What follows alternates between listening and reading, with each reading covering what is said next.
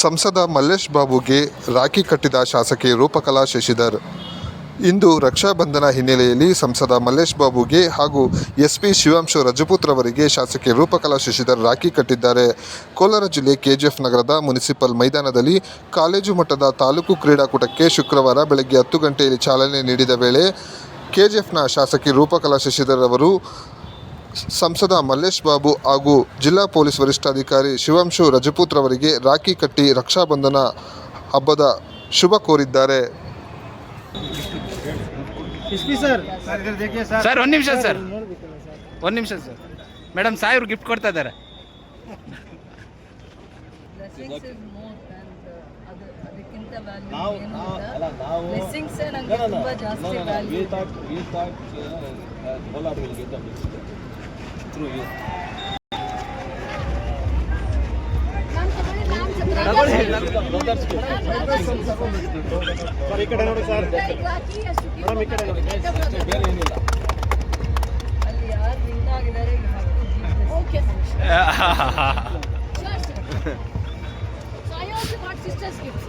ಯಾವುದೇ ಆಗಿರಲಿ, public representatives ಆಗಿದ್ದೀವಿ, ನಮ್ಮನ್ನ ಯಾರಾದ್ರೂ ಒಂದು ಅಧಿಕಾರಿ ಅವರಿಗೆ ಇಲ್ಲಿ ಪೋಸ್ಟಿಂಗ್ಸ್ ಆಗಿದ್ಮೇಲೆ ಒಂದು ಜವಾಬ್ದಾರಿ ಇರುತ್ತೆ. ಡೆವಲಪ್ಮೆಂಟ್ಸ್ಗೆ ಗ್ರಾಂಟ್ ತರೋದು ನಾವು, ಏನೇನು ಅಭಿವೃದ್ಧಿ ಅವಶ್ಯಕತೆ ಇದೆ, ಇಲ್ಲಿನ ಜ್ವಲಂತ ಸಮಸ್ಯೆಗಳೇನು, ರೈತರದೇನು, ನೀರ್ದೇನು, ಇಂಡಸ್ಟ್ರೀಸ್ ಏನು ಅಂತ it is our duty to address. ಜನ ನಮಗೆ ಆ ಜವಾಬ್ದಾರಿ ಕೊಟ್ಟಿದ್ದಾರೆ. It is our duty. ಅದೊಂದು ನಮ್ಮ ರೆಸ್ಪಾನ್ಸಿಬಿಲಿಟೀಸ್ ಆಗಿರುತ್ತೆ.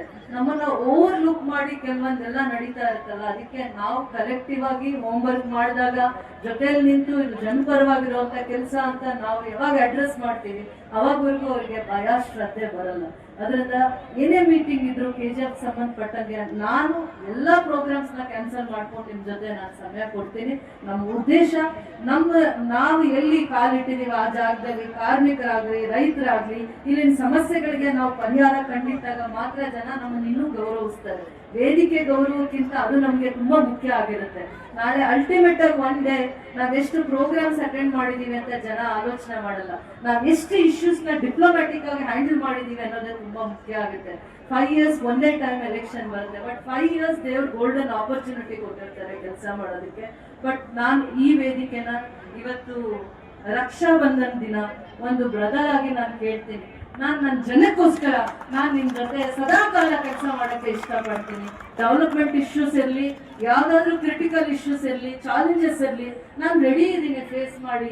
ಕಲೆಕ್ಟಿವ್ ಆಗಿ ವಿ ವಿಲ್ ವರ್ಕ್ ಟುಗೆದರ್. ಅದಾದ್ಮೇಲೆ ಒಂದು ಉರಿಗಂಪೇಟ್ ROB ಇದೆ, ಅದು ರೈಲ್ವೇಸ್ ಅಲ್ಲಿ ಕೆಲವೊಂದು ಇಶ್ಯೂಸ್ ಇದೆ. ಅದನ್ನ ಯಾವ ಹಂತದಲ್ಲಿ ಹೇಗೆ ಹ್ಯಾಂಡಲ್ ಮಾಡಬೇಕು ಅಂತ ಅಂದ್ಬಿಟ್ಟು ನನಗೆ ಮಾಹಿತಿ ಇದೆ.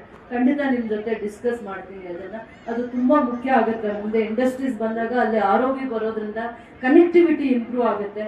ಮತ್ತೆ BGM ಅಲ್ಲಿ ಯಾರೇ ಆಫೀಸರ್ಸ್ KGFಗೆ ಬಂದಾದ್ಮೇಲೆ ಅಷ್ಟು ಸಿಟ್ ವಿತ್ ಯು, ನನ್ನ ಜೊತೆ ಕೂತ್ಕೊಂಡು ಏನ್ ಇಶ್ಯೂಸ್ ಇದೆ, ಯಾವ ಇಶ್ಯೂಸ್ ನ ಹೆಂಗ್ ಹ್ಯಾಂಡಲ್ ಮಾಡಬೇಕು, ಮತ್ತೆ ಇಲ್ಲಿ ಜನ ಸಮಸ್ಯೆ ಏನು, ಗೌರ್ಮೆಂಟ್ ಏನ್ ಮಾಡಿದೆ, ಅಥವಾ ನಮ್ ಸಪೋರ್ಟ್ ನಿಮ್ಗೆ ಏನ್ ಬೇಕು ಅಂತ. ಆಮೇಲೆ ಒಂದು ಹರಾಸ್ಮೆಂಟ್ ಮಾಡಬಾರ್ದು. ತುಂಬಾ ವೀಕರ್ ಸೆಕ್ಷನ್ಸ್ ಇರ್ತಾರೆ.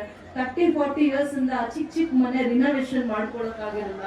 ಇನ್ನೆಲ್ಲ ಮಳೆ ಬರುತ್ತೆ ಅಂತ ಏನೋ ಒಂದು ಪರ್ಮಿಷನ್ಸ್ ಹೋಗ್ತಾರೆ. ಅವಾಗ ಈ ಆಫೀಸರ್ಸ್ ಮಾನವೀಯತೆಯಿಂದ ನಡ್ಕೊಳ್ಳಲ್ಲ.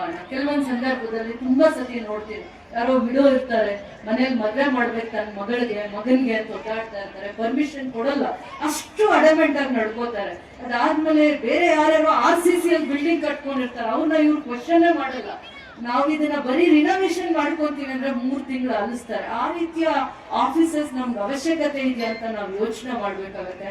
ಅನ್ಲೆಸ್ ನಾವು ಕಲೆಕ್ಟಿವ್ ಆಗಿ ಫಂಕ್ಷನ್ಸ್ ಬರೋದಕ್ಕಿಂತ ಇಶ್ಯೂಸ್ ಮೇಲೆ ನಾವು ಇಬ್ರು ಕೂತ್ಕೊಂಡಾಗ ಅವ್ರಿಗೆ ಇನ್ನೂ ಜವಾಬ್ದಾರಿಯಿಂದ ಕೆಲಸ ಮಾಡ್ಬೇಕು ಅಂತ ಅನ್ಸುತ್ತೆ. ಏನೇ ಇಶ್ಯೂ ಇರ್ಲಿ, ಇನ್ ಕೇಸ್ ನನ್ನ ಕಡೆಯಿಂದ ಮಿಸ್ಕಮ್ಯುನಿಕೇಶನ್ ಆಗಿದೆ, you can educate me.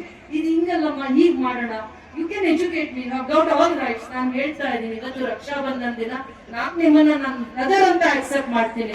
Because ಜನ ನಿಮ್ಮನ್ನ ಅಕ್ಸೆಪ್ಟ್ ಮಾಡಿದ್ದಾರೆ ಲೋಕಸಭಾ ಸದಸ್ಯರಾಗಿ. ನಾನು ನನ್ನ ಕ್ಷೇತ್ರ ಚೆನ್ನಾಗಾಗ್ಬೇಕಂದ್ರೆ ನಾನು ನಿಮ್ಮನ್ನ ನನ್ನ ಓನ್ ಬ್ರದರ್ ಆಗಿ ನಿಮ್ಮನ್ನ ಅಕ್ಸೆಪ್ಟ್ ಮಾಡ್ತೀನಿ. ಎಷ್ಟು ಟೈಮ್ ಇದೆಯೋ ಅಷ್ಟು ಕಾಲ ಕಲೆಕ್ಟಿವ್ ಆಗಿ ಕೆಲಸ ಮಾಡೋಣ. ಅದು ನಾನು ನಿಮ್ಮನ್ನ ಇವತ್ತು ಅದೇ ವಿಚಾರವಾಗಿ ನಿಮ್ಮನ್ನ ಮಾತಾಡ್ಬೇಕು ಅಂತಾನು ನನ್ನ ಉದ್ದೇಶ ಇತ್ತು. ಈ ಕಾರ್ಯಕ್ರಮಕ್ಕೆ ಬಂದಾಗ ನಾನು ನಿಮ್ ಜೊತೆ ಚರ್ಚೆ ಮಾಡ್ಬೇಕು ಅಂತ. ಪ್ರತಿ ಸಂದರ್ಭದಲ್ಲಿ ನಾನು ಫಂಕ್ಷನ್ಸ್ ತುಂಬಾ ಕಡಿಮೆ ಕಾಣಿಸ್ಕೊಳ್ತೀನಿ ಅಣ್ಣ. ಏನ್ ಸಮಯ ಇರುತ್ತೋ ಅದರಲ್ಲಿ ನಾನು ನನ್ನ ಕೆಲಸಗಳನ್ನ ಎಷ್ಟು ಅಚ್ಚುಕಟ್ಟಾಗಿ ಮಾಡ್ಬೋದು ಅನ್ನೋ ದೃಷ್ಟಿಕೋನದಲ್ಲಿ ಇನ್ನೂ ಏನಾದ್ರೂ ಮಿಸ್ಟೇಕ್ಸ್ ಇದ್ರೆ we will correct and we will work together ಅಂತ ಹೇಳ್ತಾ ಥ್ಯಾಂಕ್ ಯು. ಜೈ ಭಾರತ್.